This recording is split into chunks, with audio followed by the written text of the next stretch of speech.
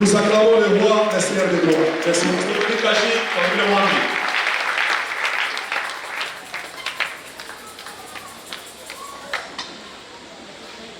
Ne fait pas, je crois que ça ne sera pas une bonne chose parce que, comme le bishop venait de le dire,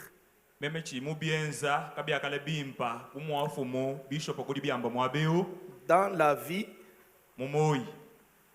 on a des ennemis et on a aussi des amis. Sachez ceci. Il y a des choses que tu ne peux pas éviter dans la vie. Amen. Entre autres, vous pouvez tout faire. Vous pouvez donner même votre vie. Mais il y a toujours des gens qui ne vous croiront pas.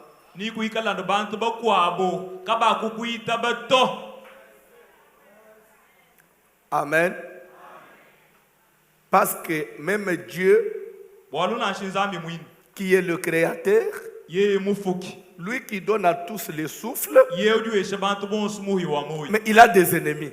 Dieu qui donne le souffle, il y a des gens qui ne l'aiment pas.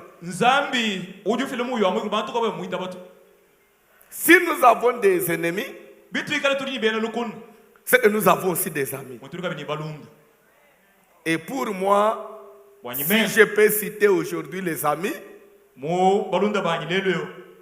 je citerai aussi le bishop Robert. Et je ne dirai même pas seulement amis, mais c'est déjà plus qu'une famille. Que Dieu le bénisse. Et je veux aussi dire merci à toute l'équipe qui est derrière lui. Amen. Vous savez, dans les choses de Dieu, il y a des parents et il y a des enfants. Si vous lisez bien la Bible, Timothée, il était déjà ministre de Dieu. Mais quand Paul se met à écrire à Timothée, il dit, Timothée, mon enfant dans le Seigneur.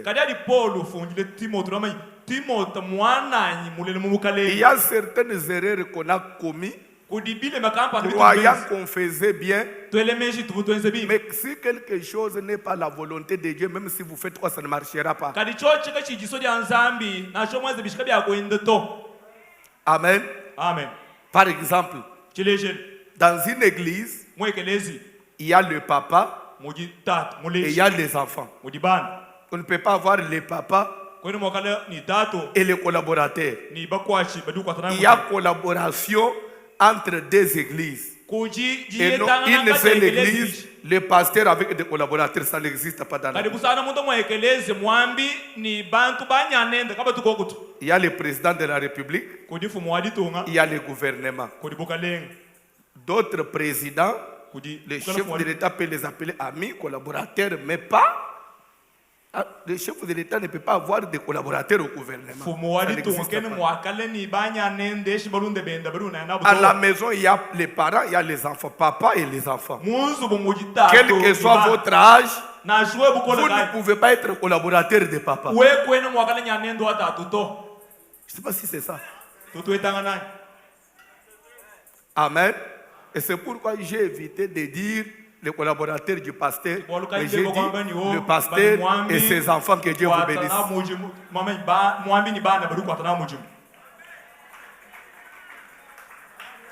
Même si tu n'es pas content, je m'en fous de toi. On n'est plus à l'ère des sentiments. On n'est plus à l'ère des sentiments. Si pour moi, je n'ai pas de sentiments. Je suis venu là, toute l'équipe qu'on a présentée là, ce sont mes enfants.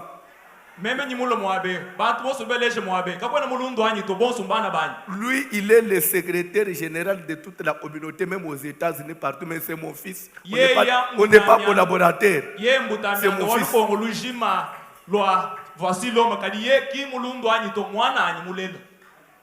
Le pasteur n'a pas d'amis à l'église. On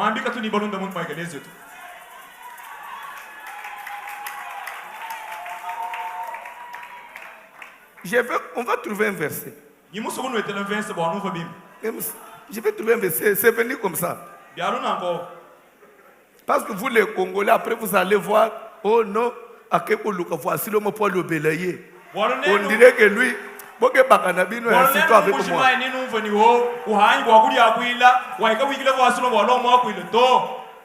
Bilobela.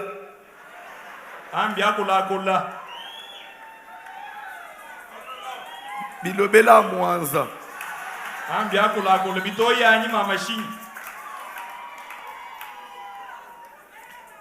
Actes des apôtres, chapitre 1er.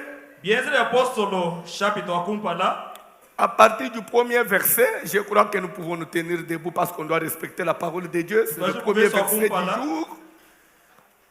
Actes des apôtres, chapitre 1er. On nous lit le verset 1 à 3. Théophile, j'ai parlé dans mon premier livre de tout ce que Jésus a commencé de faire et d'enseigner dès le commencement, jusqu'au jour où il fut enlevé au ciel. J'ai donné quoi? Actes des apôtres, chapitre 1er. Actes des apôtres, chapitre 4, verset 1 à 3. Je m'excuse. Si j'avais dit ça, je m'excuse. Acte 4, 1 à 3. Tandis que Pierre et Jean parlaient au peuple, survinrent les sacrificateurs. S'il vous plaît, regardons l'orthographe.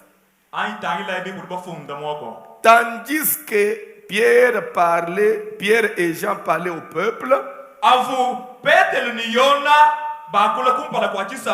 on n'a pas dit survinrent les sacrificateurs, on dit survinrent les sacrificateurs au pluriel. Regardez, pasteur, c'est au pluriel. Plusieurs sacrificateurs. Je crois que c'est ça dans votre Bible, c'est ça. Survinrent les sacrificateurs au pluriel. Je crois que c'est correct. Vous êtes d'accord avec moi? Virgule, continuez. Les commandants du temple et les Sadducéens. Les commandants du temple au singulier. Plusieurs sacrificateurs, mais il y avait un commandant du temple. Tout le monde ne peut pas commander dans l'église. Plusieurs prédicateurs, mais il y avait un chef, commandant du temple. L'église est commandée par une personne. Le temple, comme ça, il y a un seul commandant. La Bible est là, ce n'est pas moi qui ai inventé.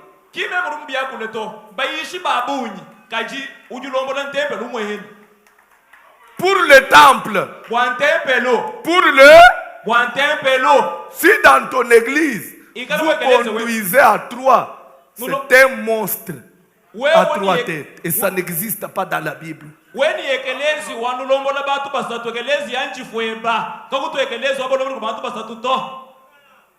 Le temple est dirigé par un seul commandant. Est-ce que tu peux dire commandant? Si tu es pasteur dans ton église, sache que tu es le commandant de cette maison-là. Si on t'appelait commandant, ce n'est pas un péché. C'est un terme biblique. Il y a des gens, je crois que vous avez déjà entendu parler de ça. Des fois, on m'appelle commandant du temple. C'est-à-dire que ce n'est pas rapport à Kalembelembe.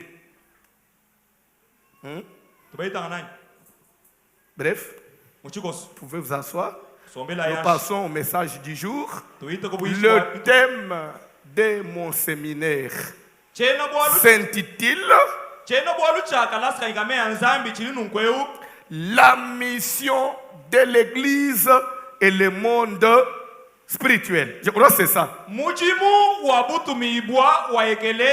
crois que c'est ça. La mission de l'Église et le monde spirituel. Amen. Amen. Là, nous voyons c'est presque deux thèmes vraiment jumelés. Il y a la mission de l'Église, c'est tout un sujet à part. Et si je me mets à parler de la mission de l'Église, je vous dirai beaucoup de choses parce que c'est énorme, ce n'est pas une moindre chose. L'église a une mission. En dehors de la mission de l'église, on m'a encore demandé de parler du monde spirituel. Amen. Amen. Et parlant du monde spirituel, je ferai un effort. Parce que vous ne pouvez pas bien comprendre le monde spirituel si vous ne comprenez pas le monde des esprits.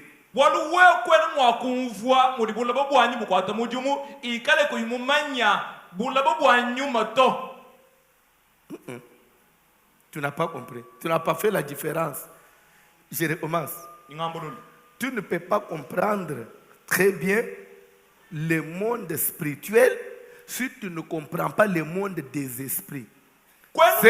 C'est que le monde spirituel, c'est un sous-thème dans le grand thème monde des esprits.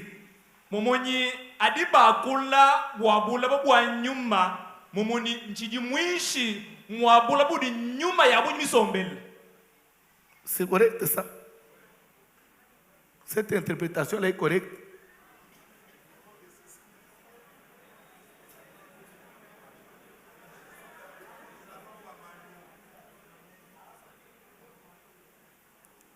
Des esprits au pluriel. Il y a ceci. Monde spirituel. Un monde spirituel. Oui, c'est ça. Monde spirituel. Et monde des esprits.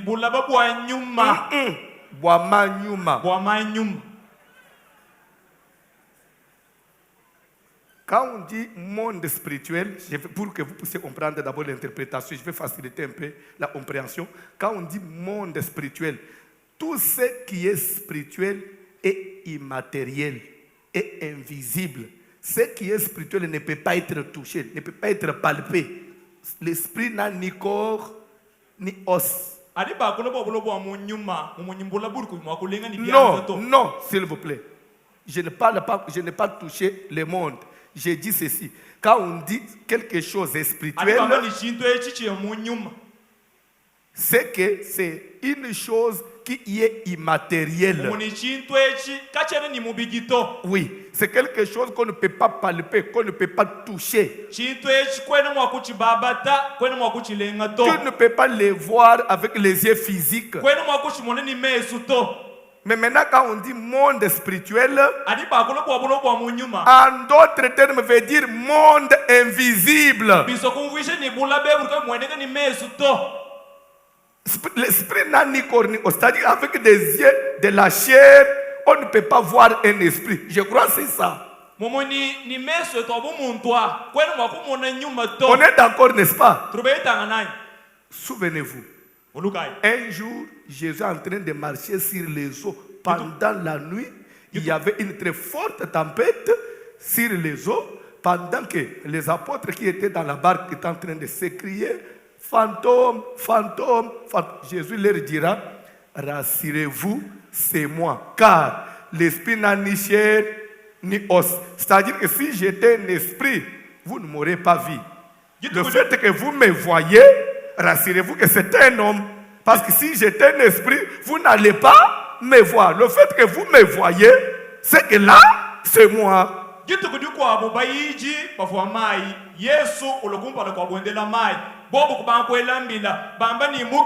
Parce qu'il y avait une très forte tempête.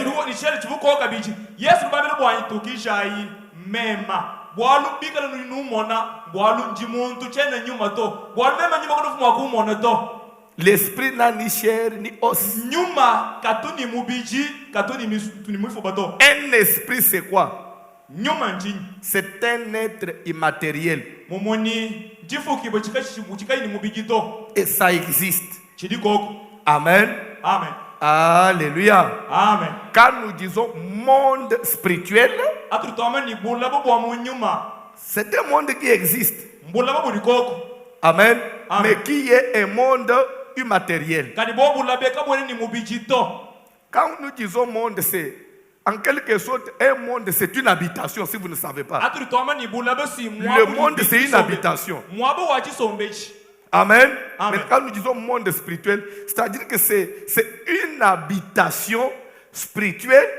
Le fait que ça soit une habitation, c'est que c'est un lien qui est immatériel, mais qui est aussi habité par des êtres immatériel.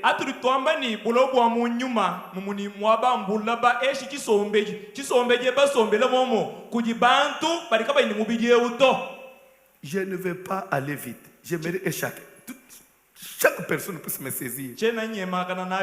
Vous devez d'abord comprendre l'explication. Je vais lentement. On dit ceci. Monde spirituel. Quand nous disons un monde, c'est-à-dire c'est une habitation. Par exemple, la terre, c'est un monde. Ça renferme beaucoup de...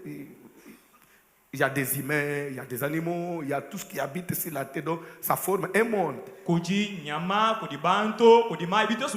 L'ensemble de tous les êtres qui vivent sur la terre, cet ensemble, nous composons un monde. C'est une habitation des êtres, là où des êtres peuvent vivre. Amen. Mais le fait qu'on dise que monde spirituel, c'est-à-dire, c'est une habitation qu'on ne peut pas palper, oui ou non, qui n'a pas un corps, oui ou non, qui n'est pas physique, oui ou non. Alors, le fait que l'habitation soit sans corps, c'est que là, ne peut aussi être habité que par des êtres qui n'ont pas de corps.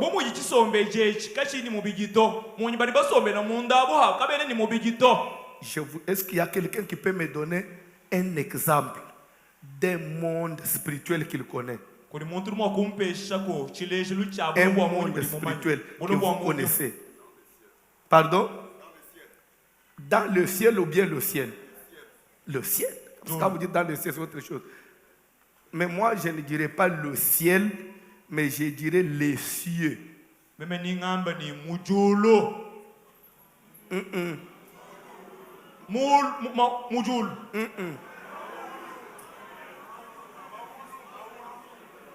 Au pluriel.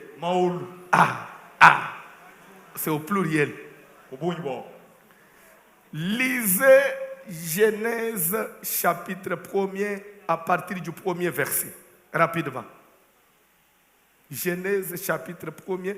J'ai d'abord voulu vous faire comprendre monde spirituel. Après, je vais parler de la mission de l'Église. La mission de l'Église, c'est facile. Là, vous allez comprendre. Je vais parler un peu de temps. Mais plus, je vais me focaliser sur le monde spirituel. Et je vous ai dit, si je dois parler du monde spirituel, je commencerai d'abord par monde des esprits. Après, je viens maintenant m'asseoir sur le monde spirituel. Parce que là, par la grâce de Dieu, c'est mon domaine. Je suis à l'aise. Je suis comme un poisson dans l'eau. Je suis dans mon monde. Le poisson dans l'eau, c'est-à-dire qu'il est dans son monde. Lisez Genèse chapitre 1er à partir du premier verset. Au commencement, Dieu créa les cieux et la terre. Stop. Au commencement, Dieu créa le ciel au pluriel. Et la terre au...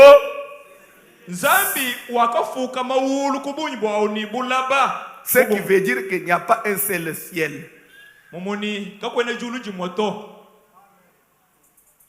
Parce que s'il s'agit d'un, on parlerait du ciel. Quand on dit cieux, ça veut dire... On a été à l'école pour ça. La Bible dit au commencement. Dieu créa le ciel au pluriel. Et la terre. Je continue avec les questions. Il y a combien de cieux? Parce qu'on a dit Dieu créa le ciel. Y a-t-il combien de cieux d'après votre connaissance? Parce que c'est au pluriel. Qui peut essayer? Oui, papa. Le frère dit il y en a 3. Pardon? Papa dit il y en a 7. C'est 7. Qui dit c'est 7? Manifestez-vous. Ceux qui parlent de 7 cieux. Que Dieu vous bénisse. Vous pouvez baisser la main. Qui parle de 3. Ok. Ceux qui ont parlé de 3, ce sont là qui ont raison. Il y a 3 cieux. Il n'y a pas 7 cieux. Je peux vous donner la Bible. Vous pouvez lire de Genèse à l'Apocalypse. Tu ne vas pas m'apporter un verset qui parle de 4 cieux, 5 cieux jusqu'au 7. Ça n'existe pas. Cette histoire-là, ça vient d'un langage louba. Parce que je suis de cette province.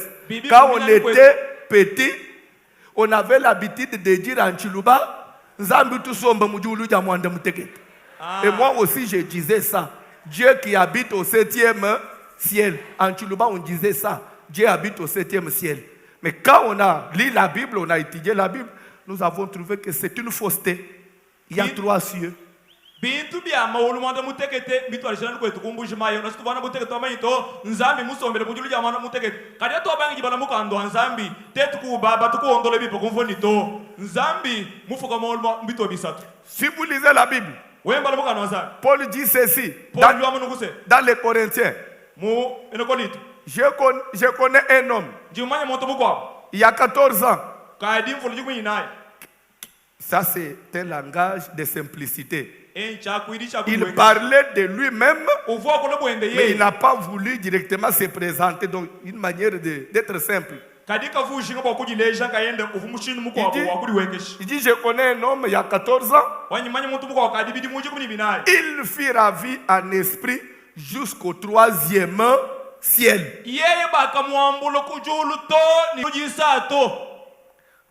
Paul ne peut pas parler qu'il y a eu quelqu'un qui a été ravi jusqu'au 3e ciel. On ne peut pas arriver au 3e s'il n'y a pas un premier et s'il n'y a pas un deuxième.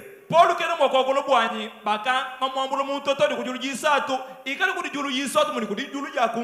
ne peut pas parler de 3 s'il n'y a pas un au 3e. Vous êtes sorti 3e de la classe, oui. Si je suis 3e, c'est qu'il y a eu le premier et le deuxième. C'est quoi, c'est ça. Il n'y a que ce seul verset-là de la Bible qui a parlé de 3 cieux. Et après ça, il n'y a pas un autre. Je suis ouvert au débat. Je suis là toute la semaine. Si tu as le verset, tu m'amènes.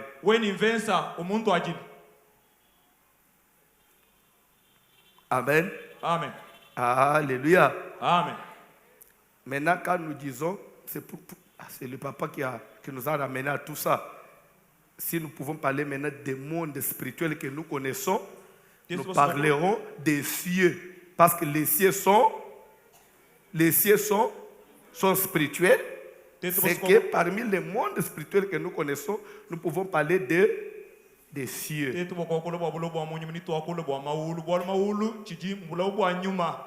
La Bible dit, la chair et le sang, ça ne peut pas hériter le royaume des cieux.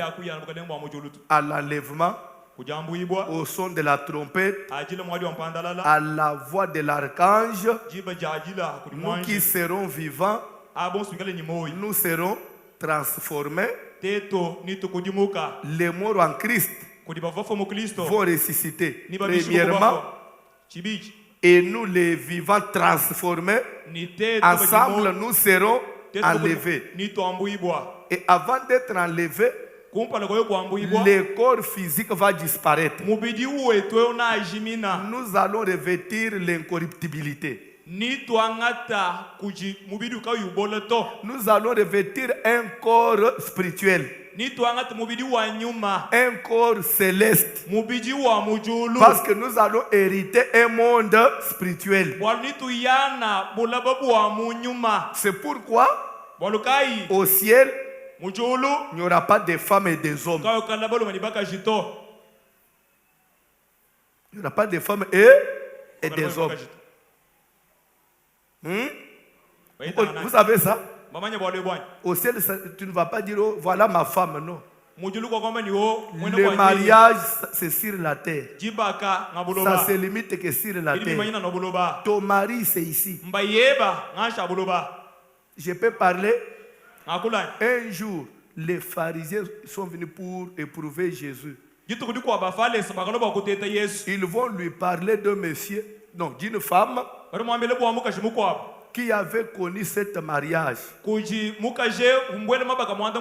dans une même famille. Il a épousé l'aîné. L'aîné est mort sans laisser l'enfant. Comme la loi de Moïse stipulait que quand le grand frère meurt sans mettre au monde, le petit frère peut hériter sa femme pour susciter une postérité au défunt. Alors la femme a épousé l'aîné, le mari est mort. Elle a été récupérée par le deuxième frère, qui lui aussi mourra sans laisser d'enfant. Le troisième le récupère jusqu'au septième. Et tous les sept sont morts. Maintenant, les pharisiens vont dire à Jésus, c'est une telle femme, à la résurrection, elle sera l'épouse de qui? Parce qu'elle a eu à connaître cette homme dans une même famille. Écoutez la réponse de Jésus. Amen. Amen. Alléluia. Amen. Alléluia. Amen. À la résurrection des morts, les hommes seront comme des anges. Car les anges ne prennent point de femmes. Ça, c'est le langage de Dieu. Donc, nous serons comme des anges. Et déjà, avec ce langage-là de Jésus, je vais vous ramener chez Genèse, là où on parle de la corruption du genre humain, là où il y a des prédicateurs qui prêchent que quand il y a eu le Fils de Dieu, virent que les filles des hommes étaient belles, ils en prirent quelques-unes pour femmes et ils ont fait des enfants. Il y a des prédicateurs qui soutiennent que le Fils de Dieu c'était des anges. C'est une fausseté. Jésus a dit les anges ne prennent point de femmes. C'est que cela tombe. La Bible se corrige par la Bible.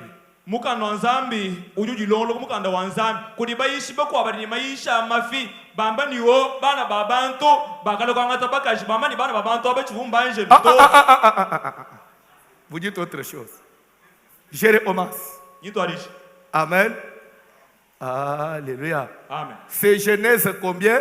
Genèse chapitre 1. Vous ne connaissez pas corruption du genre humain? Genèse combien? 6. La Bible dit ceci. La Bible dit ceci. Amen. Amen. Les fils de Dieu, si vous pouvez lire rapidement, vous allez me supporter. C'est un enseignement. Je commence d'abord petit à petit pour faire comprendre. Après, on va décoller. 6. Passe par le premier verset. Verset combien? Premier verset. Lorsque les hommes eurent commencé à se multiplier sur la face de la terre, et que des filles leur firent naître, les fils de Dieu, les fils de Dieu, oui, virent que les filles des hommes étaient belles, et ils en prirent pour femmes parmi toutes celles qu'ils choisirent. Vous comprenez? Les fils de Dieu virent que les filles des hommes étaient belles, ils en prirent pour femmes parmi toutes qu'ils choisirent. Il y a des prédicateurs qui disent que c'est que les fils de Dieu là, c'était les anges qui ont quitté le ciel pour venir prendre des femmes sur la terre. C'est alors qu'ils ont eu à faire des géants de l'Antiquité. D'ailleurs, Hébreu dit auquel des anges Dieu a déjà dit tu es mon fils. L'appellation fils de Dieu, ça ne s'applique pas aux anges.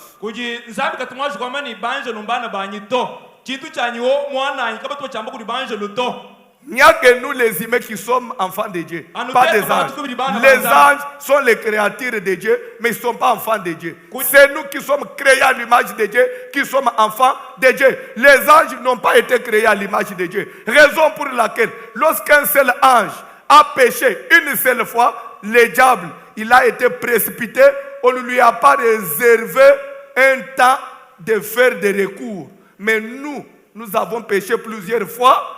Jésus est venu mourir pour nous. Mais Satan a péché une fois, il n'y a pas eu de recours. Pourquoi? Nous sommes créés à l'image de Dieu, nous sommes enfants de Dieu, tandis que le diable n'est pas enfant de Dieu. Les anges ne sont pas des enfants de Dieu. Tu ne peux pas appeler les anges enfants de Dieu. N'enviez pas les anges. N'enviez pas les anges. Aujourd'hui, tu peux les envier parce qu'ils sont au ciel, mais les anges n'ont pas de valeur aux yeux de Dieu plus que nous. D'ailleurs, Paul va plus loin, il dit, que sais-tu, homme? Ne savez-vous pas que nous jugerons les anges? Si nous allons juger les anges, les êtres que nous aurons à juger, je vais les envier. Pourquoi? Moi, je suis plus qu'un ange.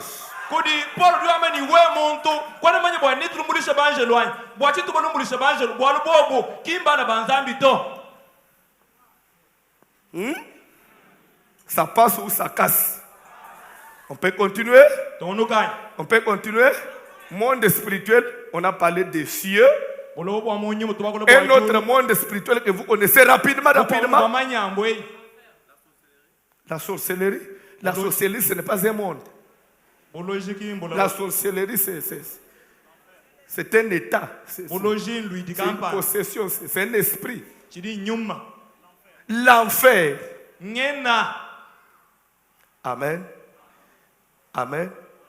Quand bien même, jusqu'à là, l'enfer n'existe pas encore. Donc, l'enfer n'a pas encore été ouvert. Ça n'existe pas encore. Mais ça va intervenir à la fin des temps. Mais déjà, la Bible parle de l'enfer. C'est un monde spirituel. Parce que ceux qui vont y descendre, ça sera des esprits qu'on mettra là-bas. Un autre monde spirituel que vous connaissez. Le séjour des morts. Très bien. Vous voyez, il y a plusieurs mondes spirituels. Le séjour. On dit séjour. Ça vient de séjourner. Vous comprenez? Séjourner veut dire passer des jours quelque part. Séjour des morts, c'est là que les morts passent leur temps en attendant le jugement dernier. Et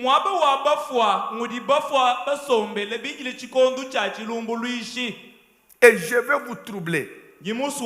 Actuellement là, il n'y a pas un seul séjour des morts.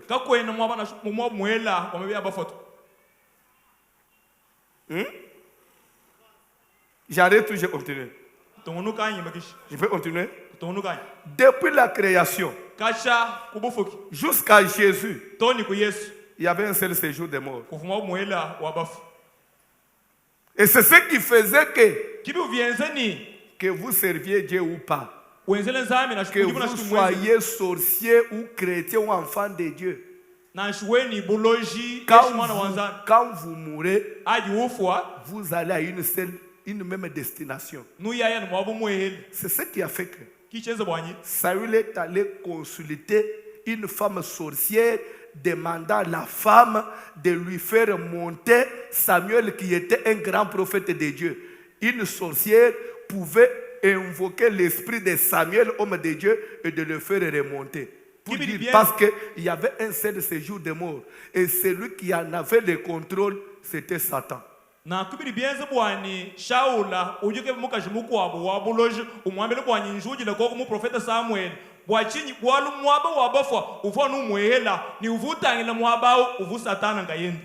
Amen. Amen.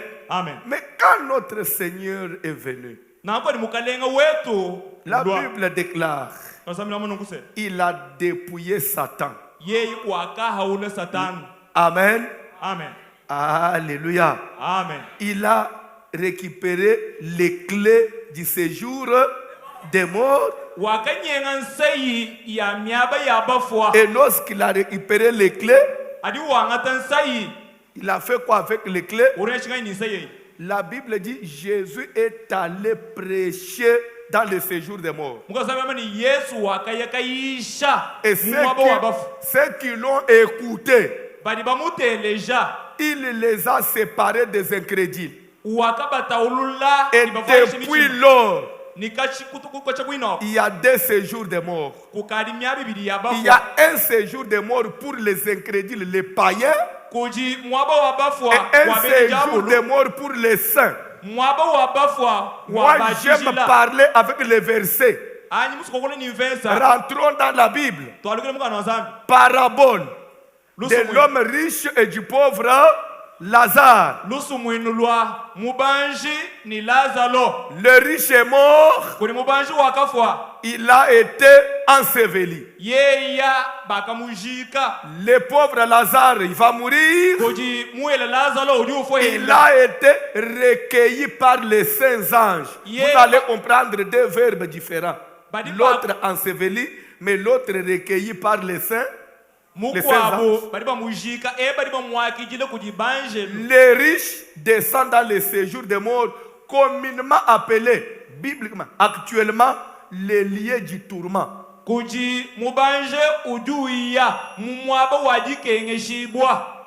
Et tandis que Lazare, recueilli par les 16 anges, conduit jusque dans les seins d'Abraham. Les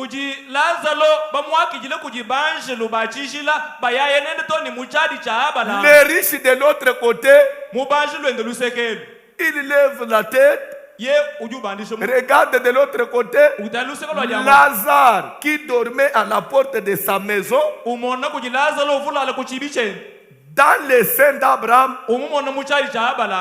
consolé. Et le Messie va adresser la prière à qui? Au Père Abraham. Il dit, Père Abraham, envoie Lazare, qu'il trempe les bouts de ses doigts dans l'eau et qu'il vienne me rafraîchir la langue. Abraham lui dira ceci: mon frère, souviens-toi, pendant ta vie, tu as veillé toute la joie de la terre. L'autre souffrait. Mais maintenant que toi tu es dans le tourment, lui est ici consolé. Et d'ailleurs, entre nous et vous, il y a un grand fossé au milieu. De telle sorte que celui qui est de l'autre côté ne peut pas passer ici, et celui qui est ici ne sait pas aller de l'autre côté. Quand l'homme riche a compris que pour lui c'était déjà fini, il change de prière. Il dit maintenant au Père Abraham: alors j'ai compris que pour moi c'est déjà perdu. Envoie Lazare, parce que j'ai mes 5 frères qui sont restés. Ils jouissent avec mes biens. Que Lazare aille les assister, ce qui se passe ici, pour qu'ils changent la façon de se comporter.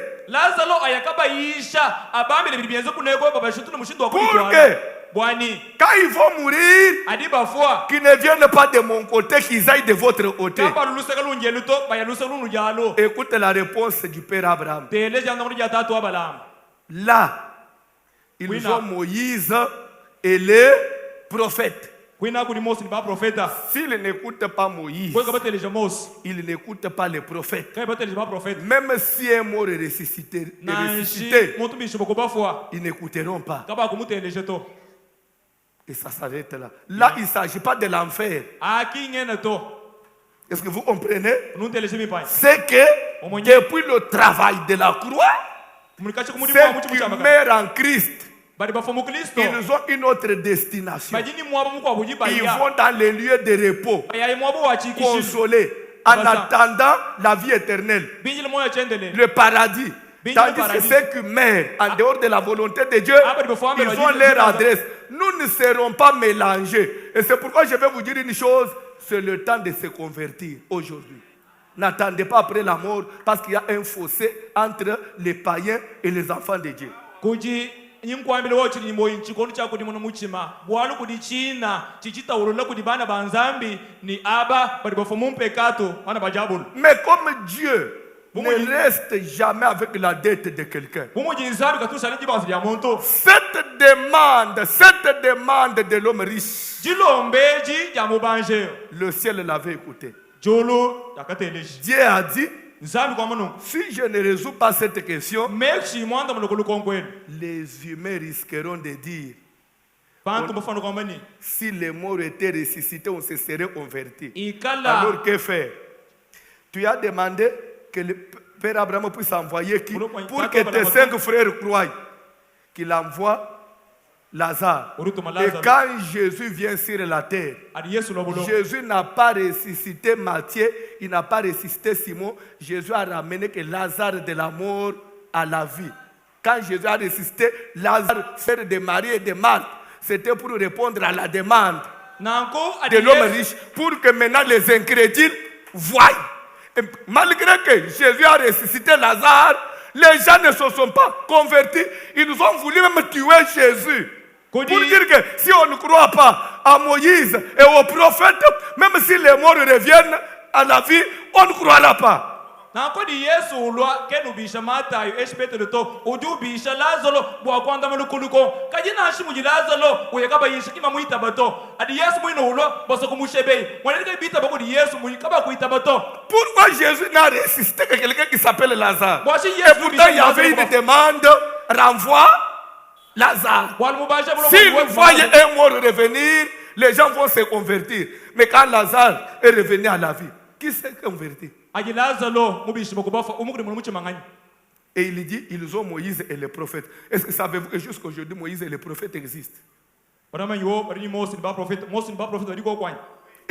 j'ai dit, jusque-là, ils existent. Moïse n'a pas prophète, et qui dit Moïse dit quoi? La loi. Et qui dit le prophète dit quoi? Les témoignages. L'Ancien Testament et le Nouveau Testament. Le salut, c'est l'agneau dans son entièreté. La parole de Dieu, c'est l'Ancien Testament et le Nouveau Testament. C'est pourquoi la Bible dit de la loi au témoignage. Si on ne parle pas ainsi, il n'y aura pas d'horreur pour le peuple.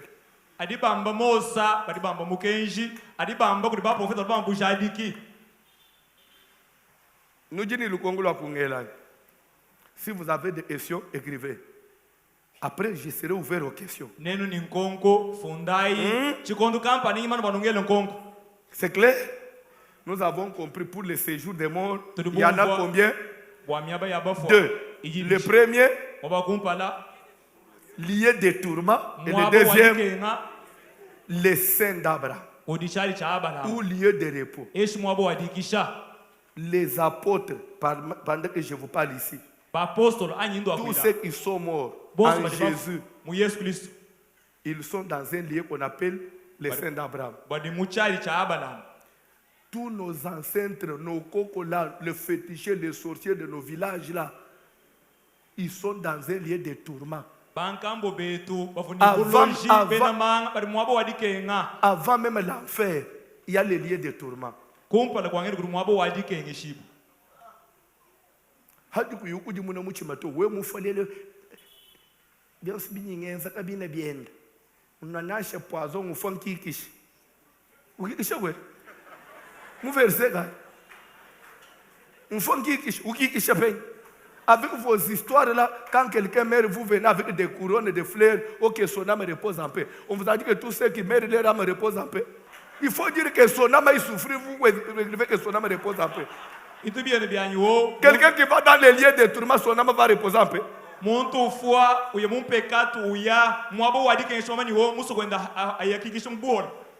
Arrêtez d'écrire que son âme repose en paix. Si c'est un païen, mettez que son âme aille souffrir.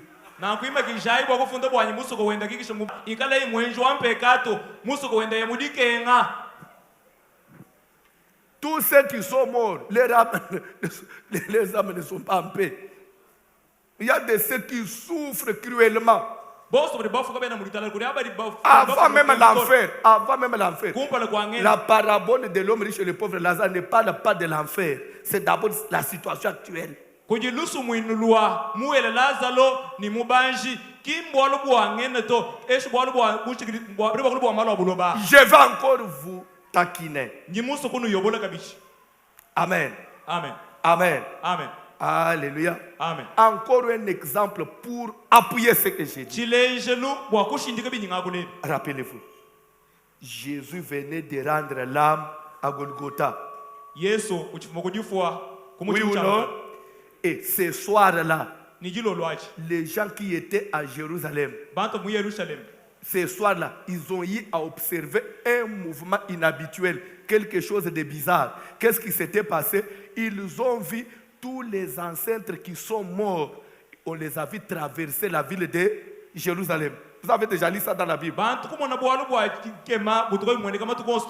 il y a eu des gens qui les ont reconnus. Voilà David, Abraham. Après un temps, ils ont disparu. Ils traversaient pour faire quoi? Ils quittaient l'ancienne prison où ils étaient mélangés à tout le monde pour rejoindre le lieu du repos que Jésus venait d'inaugurer. Et depuis lors, il y a des chemins. Je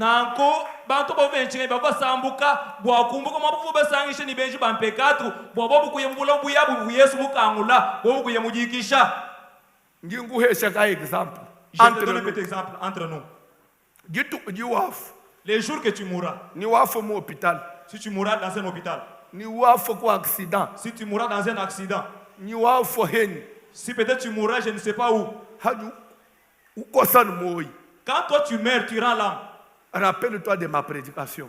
Quand vous le mettez bien, regarde devant.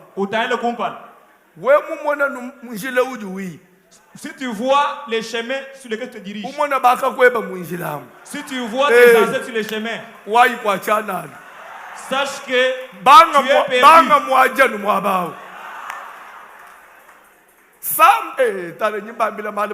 Je leur dis, ils sont en train de retenez mon conseil. Le jour de ta mort, avant de faire quoi, même avant de faire un petit déplacement, dès que vous rendez l'âme, rappelle-toi de mon enseignement.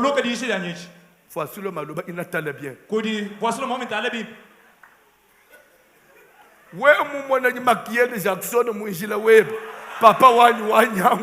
Si tu vois seulement sur ton chemin Michael Jackson, sache que tu es perdu.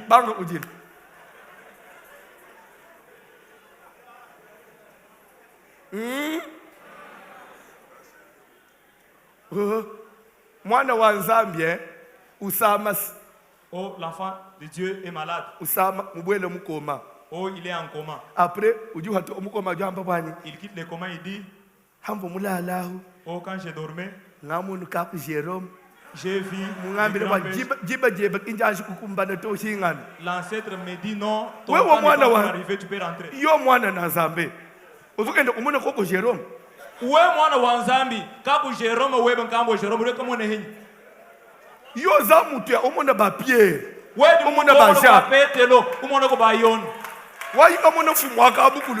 Toi tu es allé voir ton chef coutumier comment? C'est que c'est suspect.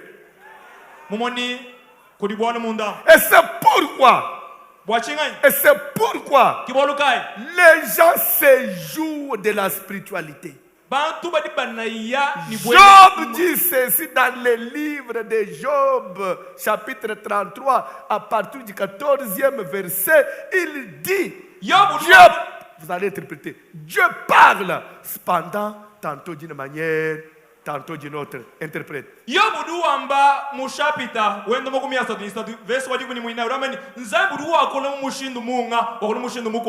parle par des songes, par des visions nocturnes. Et l'on n'y prend point, qu'ils n'y prennent point garde. Les hommes, les vivants, même les hommes de Dieu, ils reçoivent des songes, ils voient des choses qui sont un langage de Dieu, mais ils ne veillent pas sur ça. Déjà avec nos songes, déjà avec nos rêves, les rêves de chaque jour, tu peux connaître si tu es de quel côté.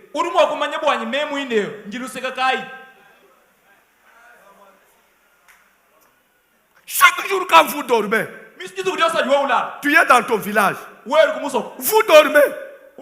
Vous êtes avec les gens de votre famille. Quand vous dormez, vous êtes toujours dans des lieux ténébreux. Vous êtes toujours dans des lieux bizarres. Frère, mais les songes ne montrent pas l'état de la chair. Les songes parlent de l'état de l'esprit.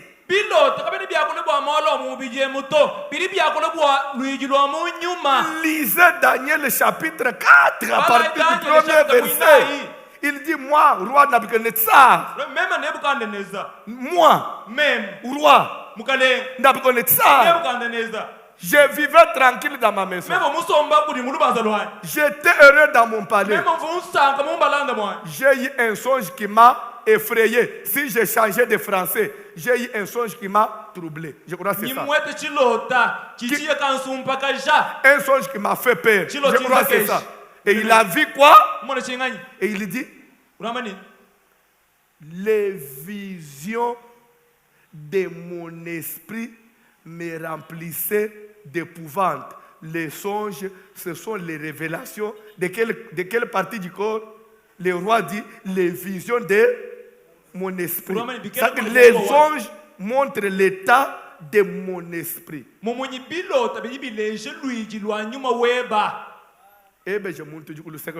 Demande à ton voisin qui a demande-lui qu'est-ce que tu rêves. Mais il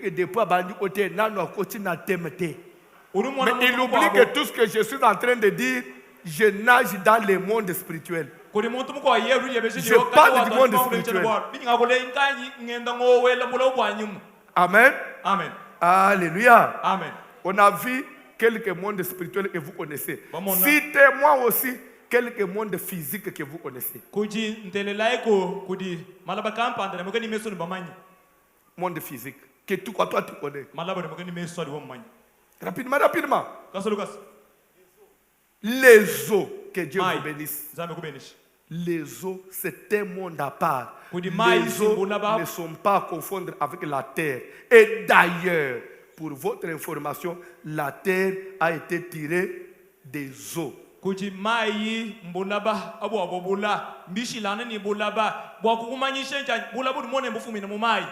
Et c'est pourquoi quand Dieu veut détruire la terre, il utilise quoi? Il utilise l'eau. Rappelez-vous du déluge.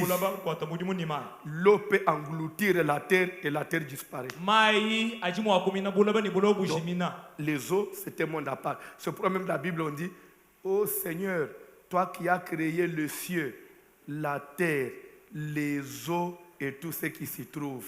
Quand on dit la terre, les eaux. Pour dire que les eaux, c'est un monde à part. Deuxième monde physique, les nuées. Les nuées, ce n'est pas un monde. Rapidement. Pardon. La terre. Un monde physique.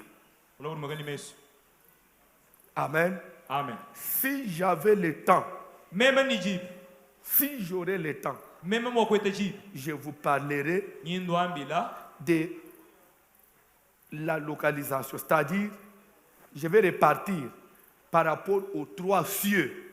Le premier ciel. Le premier ciel sert à quoi? Et qu'est-ce qui s'y trouve? Qu'est-ce qui se trouve dans le premier ciel? Parce que quand on dit monde, c'est un lieu d'habitation. Qu'est-ce qui habite dans le premier ciel? Et le deuxième ciel, qu'est-ce qui se trouve là-bas?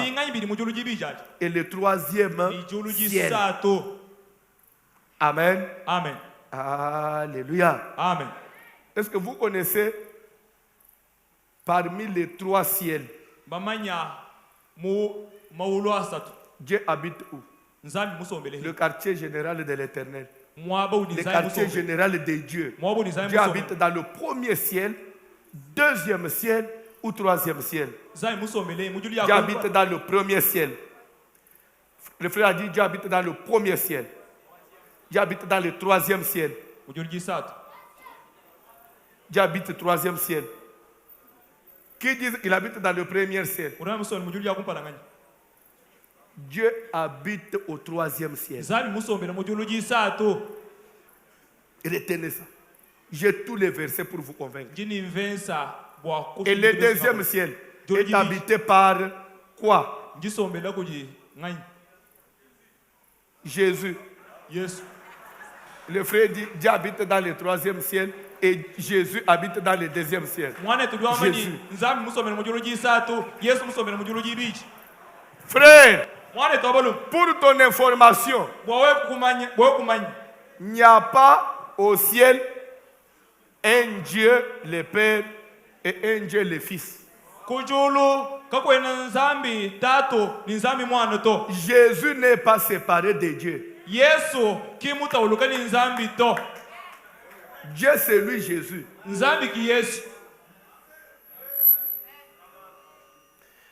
Au 6e mois, l'ange Gabriel fut envoyé dans une ville de Nazareth auprès d'une vierge fiancée à un homme de la maison de la vie. L'ange entra chez elle et lui dit, salut Marie, toi à qui une grâce a été faite. Le Seigneur est avec toi.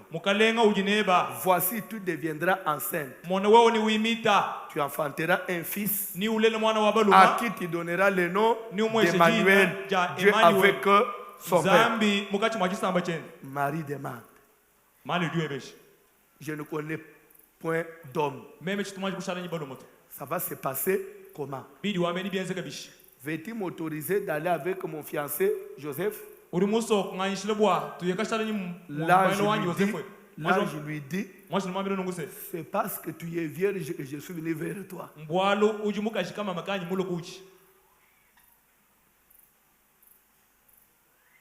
Moi, ça y est, mi bali akobote Yesu te.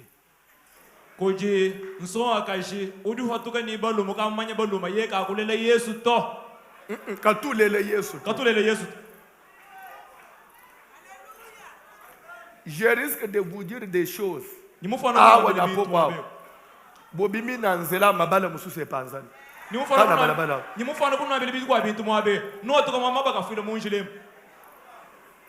choses de la Bible.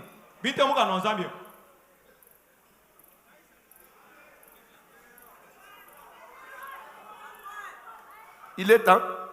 On dit qu'il est temps.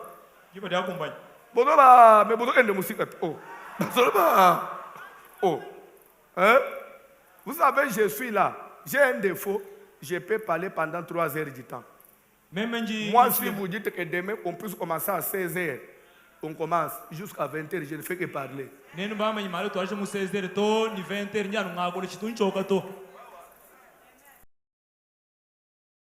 Je veux que tu pries. L'unique requête que je vous donne aujourd'hui, tu vas prier seulement pour tes songes. Quand tu dors, tu es où? Chaque fois que vous dormez, vous êtes avec qui? Je suis venu vous dire, Dieu n'est pas un Dieu de confusion. Papa, Dieu à l'heure actuelle, il a séparé même les morts. Tous ceux qui meurent ne sont pas au même endroit. Même les morts sont séparés. Même les morts prophètes sont séparés. Les morts en Christ, ils ont leur place. Ceux qui meurent en dehors de Jésus, ils ont leur place. Comment moi, dans mes rêves, je ne peux pas encore vivre de confusion? Je ne sais pas si je suis de quel côté. Attention, Église.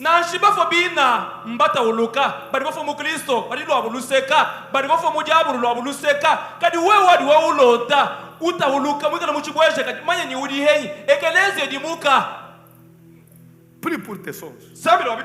Quand tu dors, tu vois quoi? Qu'est-ce que vous rêvez? Vous êtes accompagné de qui?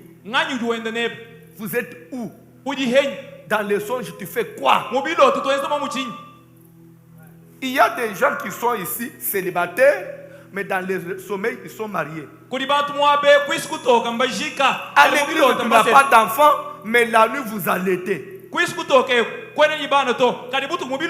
l'église, tu n'as pas du travail, mais toutes les nuits tu travailles. À l'église, même l'offrande, tu n'as pas, mais la nuit vous comptez des dollars.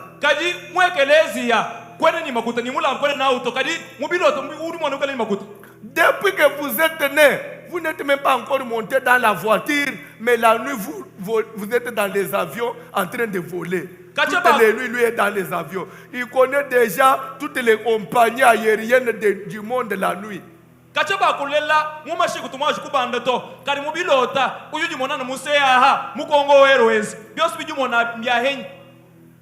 Attention. Jésus revient. Il parle par des songes. Et les hommes ne prennent point garde. Attention. Dis à Dieu.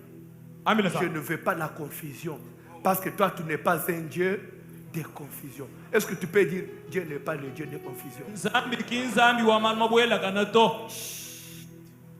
Au commencement, Dieu créa le ciel et la terre. Vous allez interpréter, je vais vous laisser le temps. Dieu créa le ciel et la terre.